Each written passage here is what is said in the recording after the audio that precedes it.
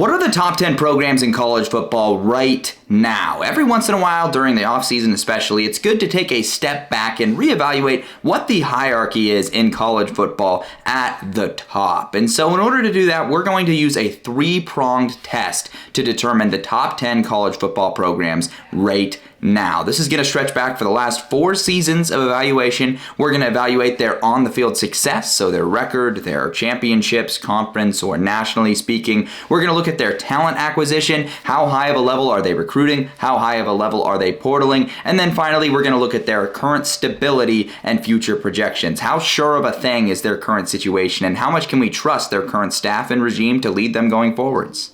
Before we get into the top 10 list, let's touch on some honorable mentions first. It's going to start with Boise State, the Broncos, the best Group of 5 program still. However, over the last couple of seasons, there's been a few lackluster seasons, and they're just a Group of 5 program. So really, they're just here for the honorable mention. They weren't in serious consideration for the actual top 10 because they just can't measure up in a lot of metrics to the teams in the top 10. We've got a pair of SEC schools in Ole Miss and Tennessee, both just missing the list for different reasons. For Ole Miss, it's because their recruiting is not very good. It's not up to par to the teams on this list. It's still good, relatively speaking, but they've been very portal heavy the last couple of seasons, and to me, I value the recruiting a lot more than the portal success because the portal can be very volatile.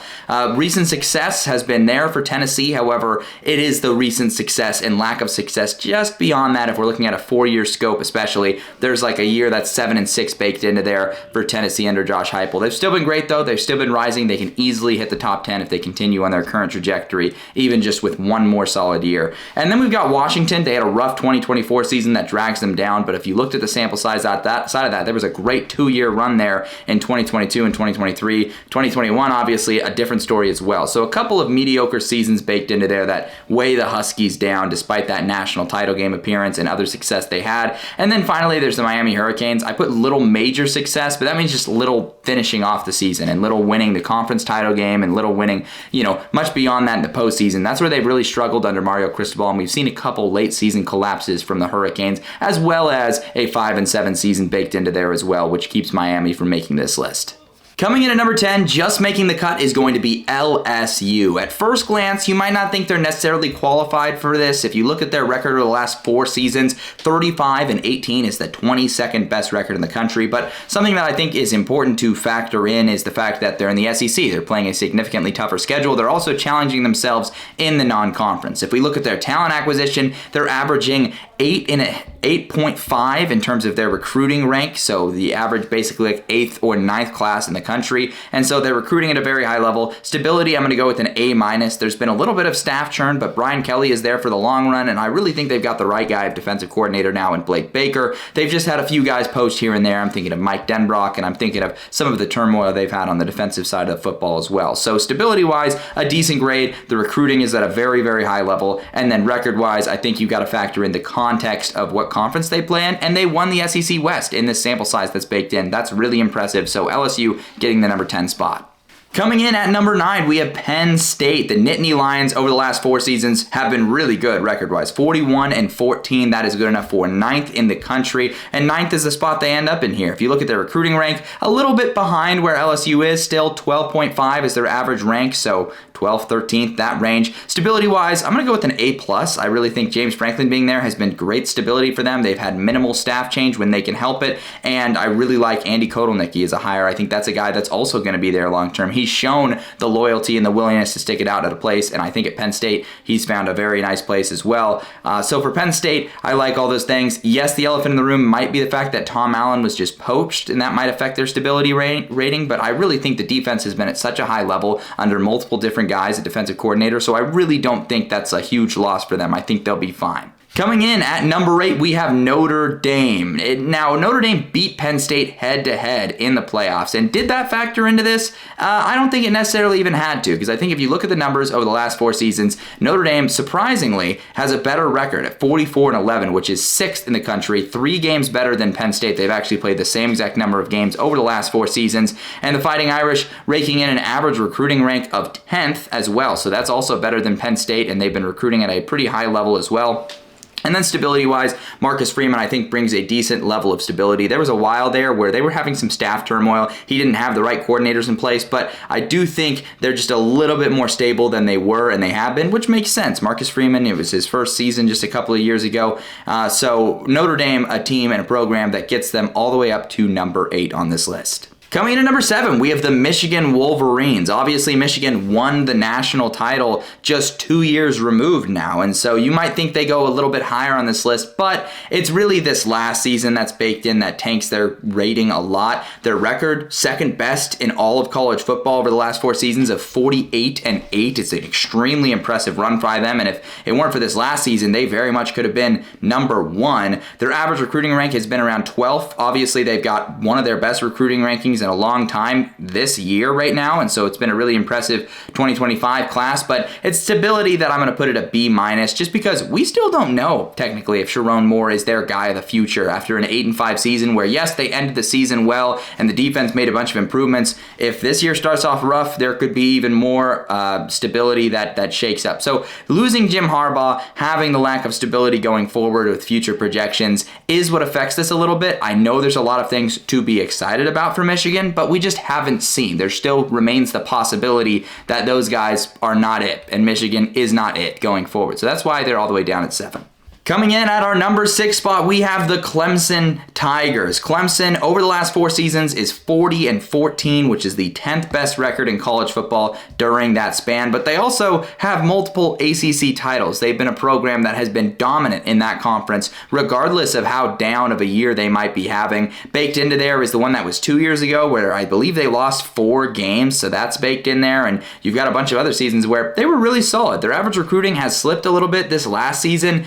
2025, they're currently ranked 26th, which really drags that grade down. It would have been a little bit higher. And stability-wise, I'm going to say A-. I really think this grade has raised up from where maybe it used to be because Garrett Riley's their guy of the future and because we just saw them go out and make a big swing and get a new defensive coordinator in Tom Allen. So I feel like you could even argue that stability grade should be a little higher because Dabo's been one of the most stable coaches in the sport. But either way, I think this is just barely enough to eke them out over Michigan in terms of a program lens, having the stability of knowing your coach is your long-term coach. He'll be there as long as he wants to be there. I just feel like that puts them just above the Michigan Wolverines. We get into the top 5 with the Oregon Ducks at the number 5 spot. Over the last 4 seasons, the 4th best record in all of college football at 45-10. And their impressive season this last year in the Big Ten gives them a huge boost here. An undefeated regular season, average recruiting rank up at 7.5, and it's been even higher than that the last couple of seasons if you're factoring in some recency bias here. And their stability, definitely an A. Dan Lanning is their guy, and they so effectively replaced guys like Kenny Dillingham getting poached and have done that so seamlessly over the last 4 seasons. So the Ducks, obviously, I think have a great trajectory right now. This current era of NIL in the transfer portal is totally built for the Oregon Ducks program with all the money they have flowing in. And so I think that earns them the number 5 spot, despite the fact that they haven't had all of the postseason finishes that they might have wanted. I think that's the one thing holding them back right now.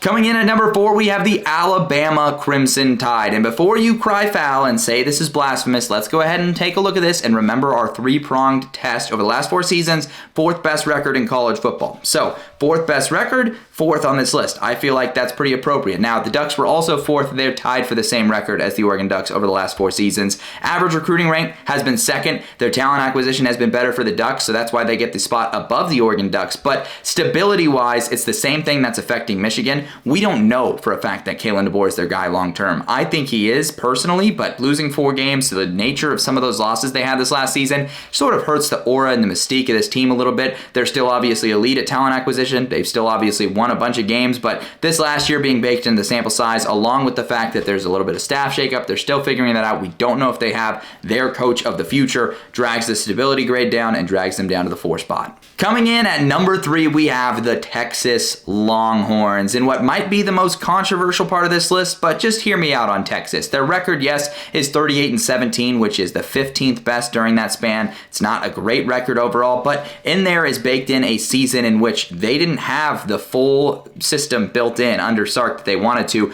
That average recruiting rank, 3.75, which also factors in the number 1 class in all of college football for this last season. So that's better talent acquisition recently than Alabama, than Oregon, than anyone else on this list. list, and I think it's only going to get better for the Longhorns. Their talent acquisition is among the best in college football right now. Stability, I think, is an A+. I think Sark has built a home run coaching staff across the board. I think that's really shown, and the Longhorns have been right there. They've been a game away from the national title game back-to-back seasons. You can't say that about anybody below them on this list, and I just think it's a glowing review of Texas. And to me, honestly, what it boiled down to is Texas is 1-0 versus Alabama over the last 2 seasons, and I think that's interesting. They beat them head-to-head. They beat them in recruiting this last offseason. I think their stability is better, and for that reason, I'm giving Texas the nod at the 3 spot.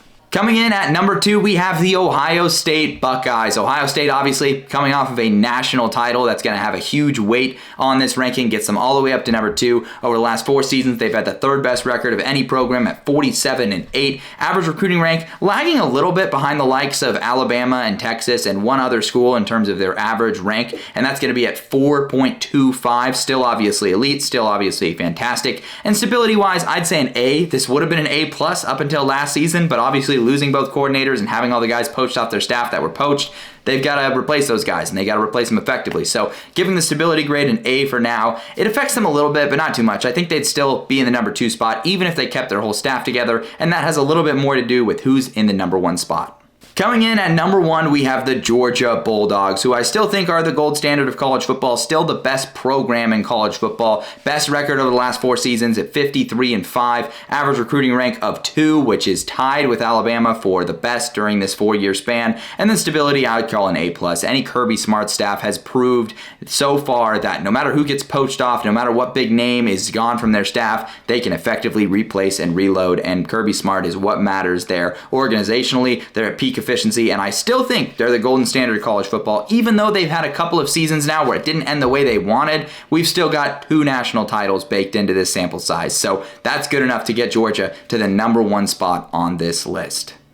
So there you have it, the top 10 college football programs right now. Based on my criteria, let me know down in the comments what your top 10 might look like, or maybe you're using your own criteria and it might look completely different than mine. You might have some group of 5 programs baked into the mix.